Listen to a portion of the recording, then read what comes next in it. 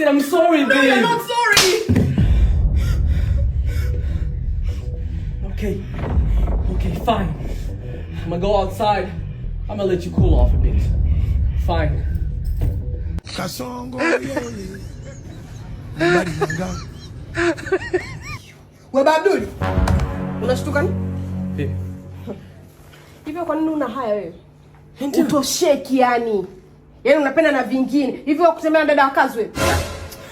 Sasa kutembea naye tunalalamika. Ningekimbia naye je, shukuru Mungu. Na unanijibiza.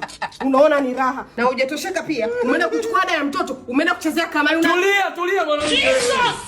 Yule ni mwanangu. Kwanza kumpata nimekuchezea wewe. Na ile ada yake anachezea kamari. Mimi ni mtu wa mchezo na usinichezee wewe. Wewe.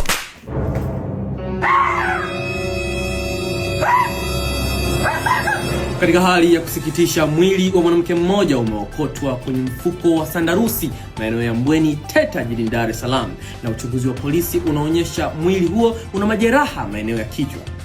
Tunaomba radhi mpenzi mtazamaji kwa picha zinazofuata. Tujiunge na mwandishi wetu Freddy Medi kwa taarifa zaidi.